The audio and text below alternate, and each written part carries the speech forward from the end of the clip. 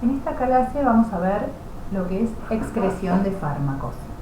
La clase pasada ya vimos lo que le ocurre a los principios activos que deben metabolizarse, son procesos que sufren para convertirse en moléculas más polares y más hidrofílicas para poder ser eliminadas. Bueno, el proceso mediante el cual el metabolito o el fármaco sin metabolizarse es removido físicamente, es decir, que se elimina del organismo, es el proceso de excreción.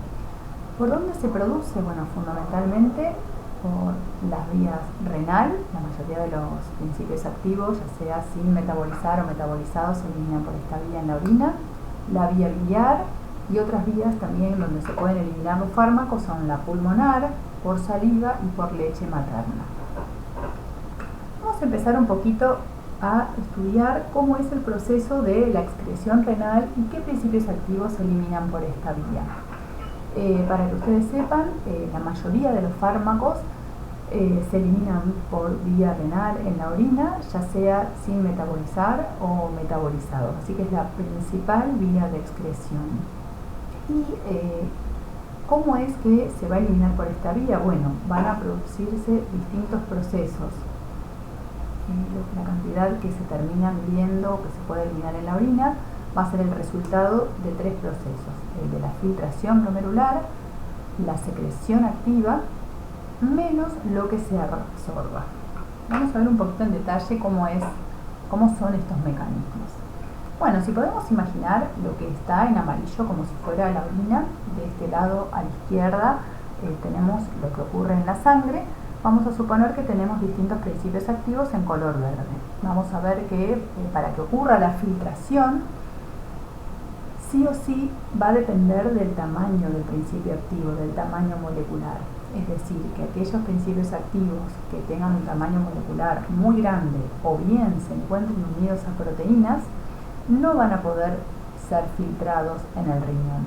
Sí, los que tengan un pequeño tamaño molecular. Es decir, que la unión a proteínas plasmáticas va a ser un factor condicionante de la cantidad de este principio activo que pueda ser filtrado en la orina. Una vez que este principio activo es filtrado, ya sea porque se va liberando de la unión a las proteínas plasmáticas o bien porque no estaba unido, parte de este principio activo, dependiendo de la lipofilicidad y la carga iónica, va a poder ser reabsorbido en un proceso principalmente que ocurre por difusión simple, difusión pasiva. A su vez, en esta misma membrana va a haber otras moléculas que van a poder ser secretadas dentro de la orina.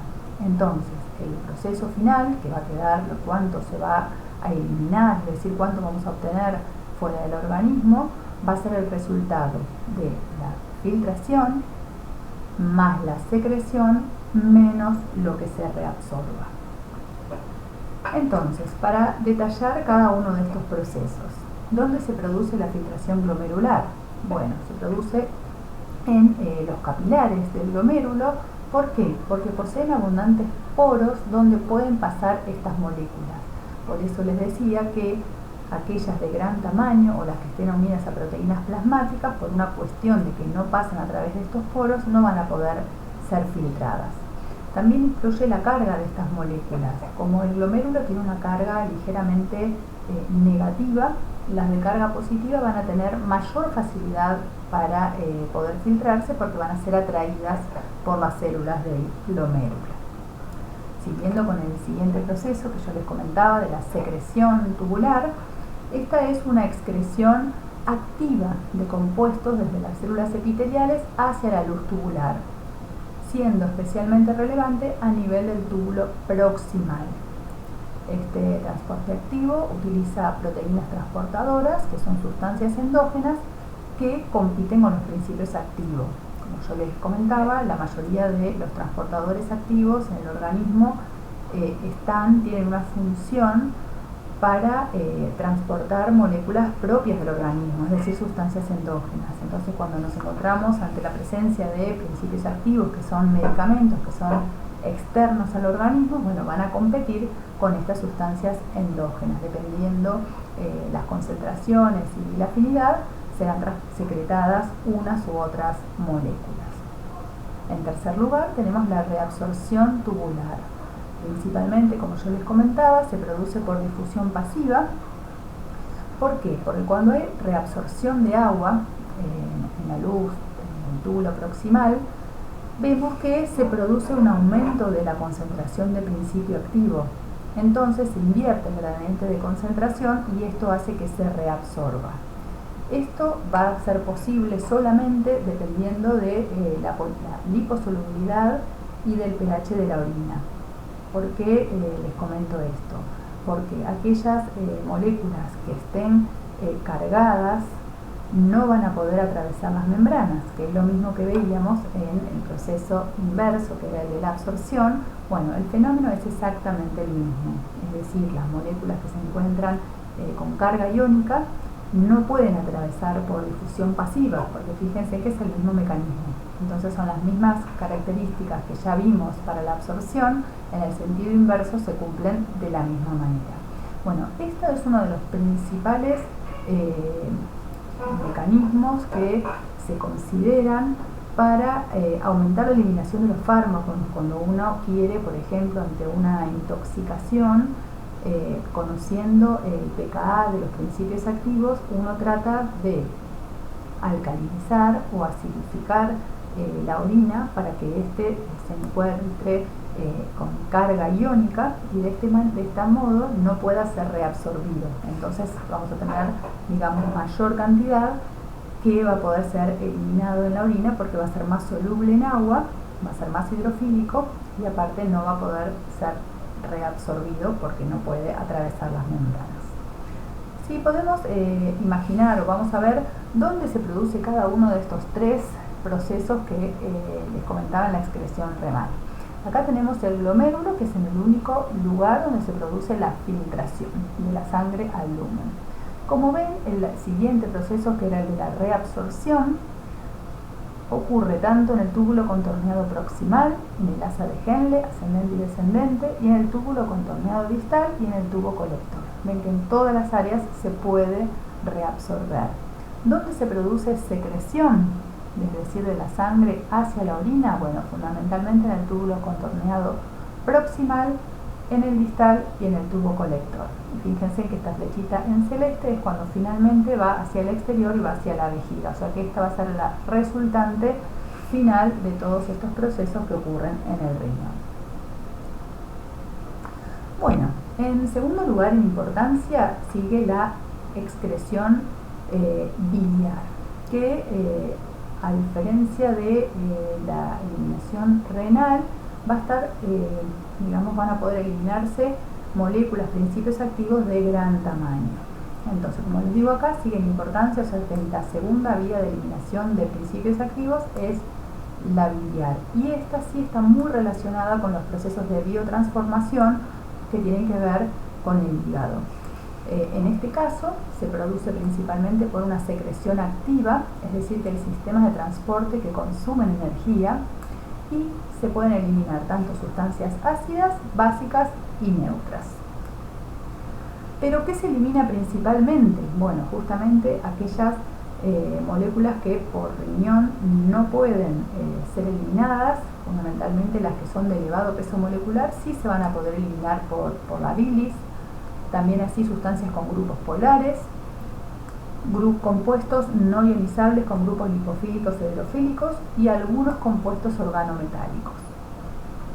Esto es un esquema para poder imaginarnos cómo es la excreción biliar. Tenemos en el intestino, ingresa el fármaco, parte se va a degradar, parte se va a eliminar con las heces, parte se va a metabolizar y aquellos fármacos que ingresen al hígado, esto representa el hígado, hay parte del principio activo que va a seguir hacia la circulación sistémica, como ya lo hemos visto, pero hay otros que ya sea tanto conjugados, como vimos en la clase pasada, que son las reacciones de fase 2, o sin conjugar, van a ser secretados a la bilis para volver a la luz intestinal.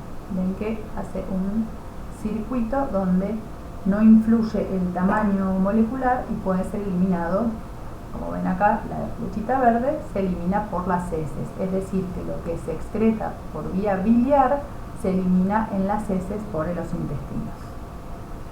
Algo que tenemos que ver, nosotros, bueno, yo lo incluí en este tema de excreción, también lo podríamos haber visto en el tema de distribución, es lo que se conoce como circulación enterohepática.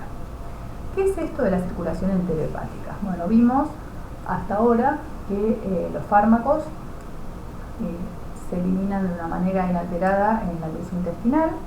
Ya les comenté que por la bilis pueden reabsorberse, pero hay veces que una vez que, cuando vimos que se secretaban de la bilis al intestino, cuando estos principios activos no están conjugados, pueden ser reabsorbidos nuevamente y comenzar el ciclo de absorción.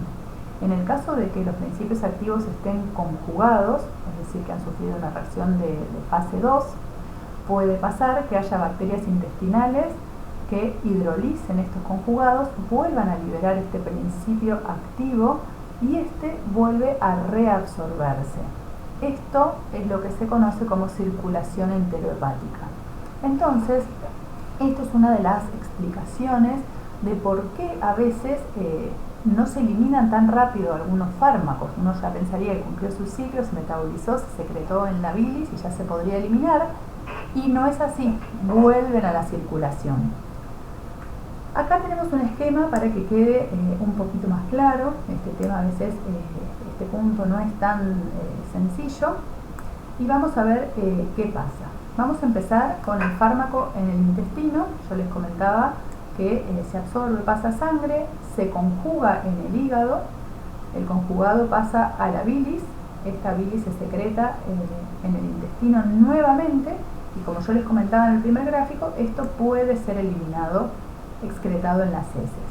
Pero si existe el caso, por ejemplo, de una degradación enzimática que libera el conjugado, este principio activo en el intestino puede ser nuevamente reabsorbido y volver a completar el ciclo. Cuando uno analiza gráficos de concentración plasmática en el tiempo, ¿cómo a veces podemos distinguir que un principio activo tiene esta circulación enterohepática? Bueno, nosotros habíamos visto que tenemos una fase donde predomina la absorción. En este momento se equilibran la absorción y la eliminación y empieza a eliminarse. Cuando uno ve que en esta fase de eliminación hay como un aumento de la pendiente, fíjense que es algo muy leve. Uno a nivel teórico podría pensar que hay otro pico porque es como una segunda absorción, pero la realidad es que esto es un gráfico real extraído de un estudio de investigación. Vemos que donde está este aumento muy leve es porque justamente hay parte del principio activo que se está reabsorbiendo. La realidad es que no toda la concentración de todo lo que se secreta en la bilis se reabsorbe, solo una fracción. Entonces uno lo puede detectar justamente cuando hay un cambio de pendiente en la eliminación. Ven que acá disminuye la pendiente, porque si no este gráfico iría por acá. Bueno, esto es porque hay una circulación enterohepática. Bueno, ¿cuáles son otras vías de excreción? Bueno, tenemos la leche materna, que en realidad a nivel de la cantidad, digamos, de lo que se elimina no es tan importante, pero sí tiene mucha relevancia porque hay medicamentos que pueden producir alguna reacción adversa en el bebé si la mamá está dando el pecho. Otra vía de excreción que tampoco es importante desde el punto de vista cuantitativo, y aparte porque la mayoría se vuelve a tragar y se vuelve al tubo digestivo, es la saliva. ¿Por qué la mencionamos y la traemos acá? Porque bueno, justamente se vio que algunos principios activos tienen una concentración en saliva que se correlaciona con la concentración plasmática. Entonces sería una manera útil, de manera, digamos, para análisis de justamente si uno, justamente los principios activos, por ejemplo, que son de margen terapéutico estrecho y uno quisiera saber la concentración plasmática, sería una manera de medirla, porque es similar a la del plasma, y podría tener un método de dosaje no invasivo. Entonces, bueno, para eso, digamos que es importante conocer la concentración en saliva. con respecto a la vía de excreción pulmonar, en general es importante para las vías, digamos, las formas farmacéuticas gaseosas, los anestésicos, por ejemplo, se vuelven a eliminar por esta vía.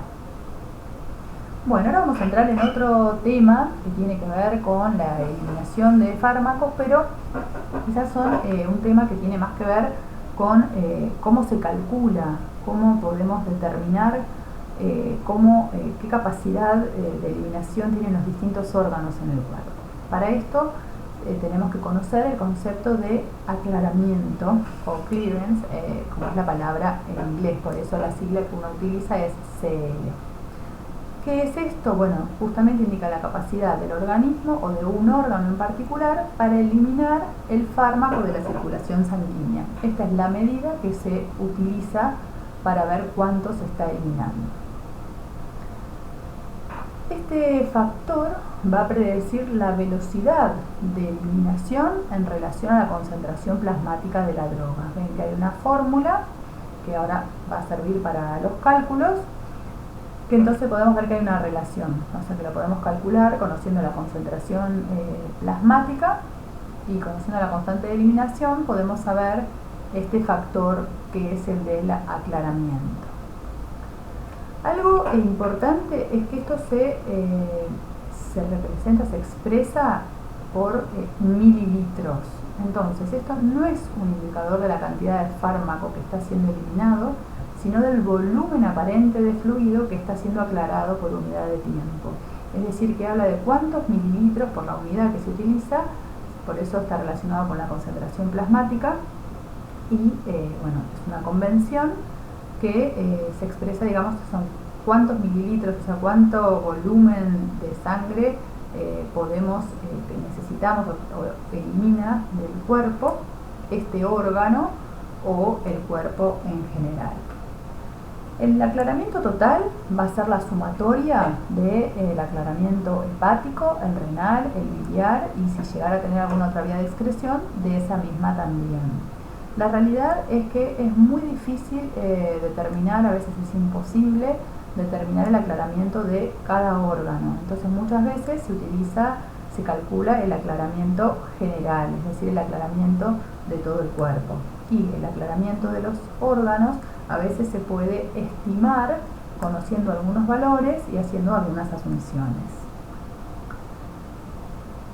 Asumiendo que la eliminación es de orden 1, podemos tener otra fórmula para calcular el aclaramiento considerando la dosis, que es la cantidad que administramos de fármaco, la fracción de fármaco absorbida siempre que sea una vía que sea distinta a la endovenosa, que en ese caso el factor sería 1, y teniendo el cálculo de área bajo la curva. Esta es otra de las maneras en las que nosotros podemos calcular el aclaramiento. Entonces, nosotros conociendo la constante de eliminación y el volumen de distribución aparente de un fármaco podemos tener conocimiento de este valor de aclaramiento. Ven que esta es otra de las fórmulas para calcularlo. Hay que tener en cuenta que esto es simplemente una relación matemática, es decir, que uno no es causa, no habla de una causa. ¿Qué quiere decir esto? Que el aclaramiento no es que dependa de la constante de eliminación y el volumen de distribución. Al revés, en realidad la que depende, o sea, la variable dependiente es la constante de eliminación, que depende a su vez de cuánto se aclara y cuál es el volumen de distribución de la droga. Entonces, a los fines matemáticos, a los fines de cálculo, ustedes tienen que conocer esta fórmula, pero la realidad es que ustedes tienen que saber que esta constante de eliminación va a ser la que se verá modificada. Por ejemplo, si nosotros tenemos una falla del órgano que elimina ese fármaco, el clearance va a estar modificado y por lo tanto la constante de eliminación se verá seguramente disminuida. Lo mismo si tenemos algún problema, alguna condición fisiológica o patológica por la que el volumen de distribución se modifique, entonces esta constante de eliminación también se va a modificar. Entonces sepan que lo que uno la variable, digamos, dependiente es la constante de eliminación, que va a depender de cómo estén actuando los órganos que participan del aclaramiento y de cómo es el volumen de distribución de esa droga. Otra de las maneras, uno puede también calcular el aclaramiento renal mediante de estas fórmulas. Lo importante es tener en cuenta que si uno tiene la concentración de la orina, el volumen de esta orina, y tiene la concentración plasmática y el tiempo que tardó en medirla, podemos calcular el aclaramiento renal. ¿Por qué les digo el detalle importante de un periodo mayor a 5 vidas medias? Bueno, como hemos hablado en las primeras clases, consideramos como en farmacocinética que teóricamente en 5 vidas medias nosotros habremos eliminado todo el principio activo del organismo. Entonces, si al tiempo que nosotros estamos juntando esa orina no es igual a esas 5 vidas medias, podríamos decir que todavía no se eliminó totalmente. Por eso es importante que el tiempo de recolección corresponda a este periodo para asegurarnos de que todavía nos falte el principio activo por ser eliminados. Acá tienen las aclaraciones de la fórmula. Ven que CLR es el aclaramiento renal, después ven que tiene la concentración binaria, el volumen, concentración plasmática, tiempo, y AUC, como siempre, es área bajo la curva. O sea que con estos valores ustedes pueden, digamos, estar en condiciones, con esta fórmula, de conocer cuál es el aclaramiento renal. Otra de los cálculos y de los conceptos muy importantes que vamos a ver en este tema es el tema de aclaramiento hepático. Acá vemos la fórmula de aclaramiento hepático y vemos que depende de qué. Por un lado, del flujo, porque va a depender de la cantidad de sangre que llegue con principio activo al hígado. Por otro lado, va a ser la fracción libre, porque como ya vimos, lo que se va a metabolizar va a ser el fármaco libre, no aquel que esté unido a proteínas. Y por otro lado, lo que es CLI, que sería el clearance o aclaramiento intrínseco, que es esta capacidad metabólica del hepatocito, que es la cantidad de enzimas con capacidad funcional para metabolizar el principio activo. Entonces vamos a ver que los principios activos van a clasificarse de distinta manera de acuerdo a cómo es su aclaramiento hepático. Acá yo les hago unas, para que ustedes puedan entender, tenemos esta fórmula. ¿Y qué pasa si el aclaramiento intrínseco es muy alto? Es decir, es mayor a 0.8. Bueno, si este valor de mayor a 0.8, este término, que va a ser el flujo, podemos despreciarlo y sería, digamos como que se aproximaría a 0. Entonces, si nos queda en el denominador la fracción y el clearance, y arriba tenemos estos tres factores, podemos simplificar y vemos que el clearance va a depender solamente del flujo. Entonces, en este caso, que el clearance es muy alto, mayor a 0.8, quiere decir que tiene una capacidad metabólica muy alta, van a ser fármacos que van a depender del flujo sanguíneo, o sea, su aclaramiento va a depender del flujo sanguíneo hepático. Este es un concepto que a veces no es muy fácil de entender. Otra manera de explicarlo, que quizás a ustedes les sea más sencillo, quizás es acordarse de las reacciones químicas. No sé si ustedes se acuerdan que el reactivo que en menor cantidad estaba era el reactivo limitante. Bueno, en este caso es más o menos lo mismo. Si nosotros tenemos un hígado que funciona muy bien, que tiene muchas enzimas, entonces en ese caso las enzimas no van a ser las limitantes, no van a ser lo que va a depender del proceso. Va a depender en ese caso de qué tanta cantidad de principio activo esté llegando a ese hígado. Por eso decimos que el clearance es dependiente del flujo sanguíneo hepático. Al contrario, si tenemos si el clearance y la aminoproteínas son muy bajas, es decir, que acá tenemos un hígado con muy poca capacidad metabólica y aparte tenemos mucha fracción de fármaco libre, vamos a poder decir que este clearance es tan chiquitito, lo vamos a poder aproximar a 0. Entonces todo este término se nos va a igualar a 0. Si nosotros decimos que tenemos una unión a proteínas muy baja, podríamos decir que la fracción de fármaco libre va a ser prácticamente igual a 1, porque tenemos prácticamente todo libre, no hay nada unido a proteínas. Estas son las asunciones que tenemos que hacer para simplificar la fórmula. Entonces, en este caso, si nosotros eliminamos este término, esto es igual a 1, podemos simplificar el flujo y vemos que el clearance, en este caso, entonces va a ser dependiente del clearance intrínseco. Que esto es lógico, ¿por qué? Porque si tiene muy poca capacidad metabólica, este sería el factor limitante. Entonces, ¿de qué va a depender? ¿De que se aclare? Bueno, justamente de ese poquito, digamos, esa cantidad enzimática que tenga, porque es lo que va a estar limitando el proceso. Cuando tenemos otra situación, que es una baja fracción, es decir, el clearance intrínseco es muy bajo, y aparte encima tenemos principios activos unidos altamente a proteínas, que sabemos que eso también limita el aclaramiento, estos dos factores van a ser los limitantes. Fíjense que tenemos un aclaramiento que se aproxima a 0, y por otro lado también tenemos una alta unión a proteínas, o sea que también vamos a tener muy poquita, digamos, fracción de fármaco libre. Entonces, si simplificamos la fórmula, vamos a ver que el clearance depende tanto de la fracción de fármaco libre como de la capacidad metabólica. En este caso, se llaman fármacos de eliminación restrictiva. ¿Por qué? Porque son los que más difíciles se van a eliminar del organismo, porque no tienen nada a favor. Si tenemos casi todo unido a proteínas, tenemos más dificultad de que se metabolicen. Y encima, si el hígado tiene poca capacidad metabólica, digamos como que estos fármacos van a tener mayor dificultad para ser aclarados, o sea, eliminados por el hígado. Estos mismos conceptos se pueden aplicar al aclaramiento renal. ¿Qué vamos a decir?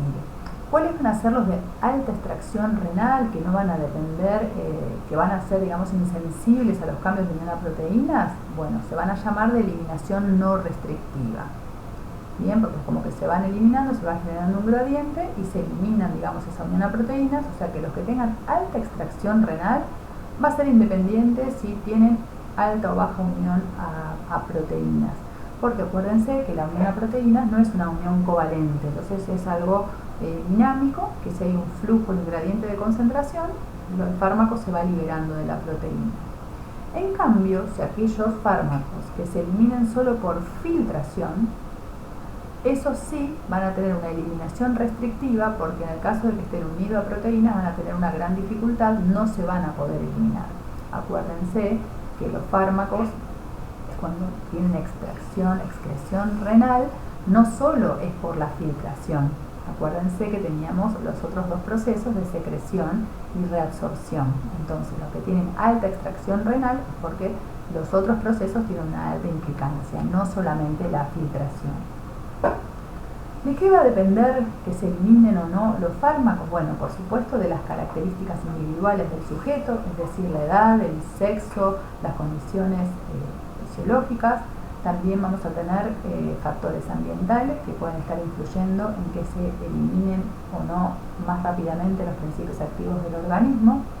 Va a haber factores patológicos, esto es totalmente deducible, porque ya vemos la importancia que tiene la función hepática y la función renal, o así también el metabolismo, digamos, y la secreción biliar para algunos principios activos, o sea que si alguno de estos órganos se encuentra dañado o enfermo, seguramente va a haber un problema para eliminar los principios activos.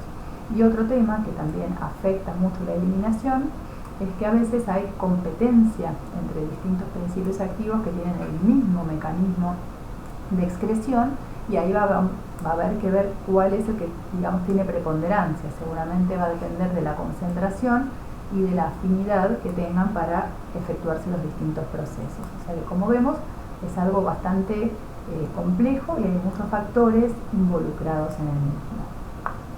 Bueno, espero que les haya servido, que les haya sido útil esta clase. Y bueno, esta es la bibliografía consultada, bueno, el capítulo 4 de los procesos biofarmacéuticos y también del libro de farmacología de Flores.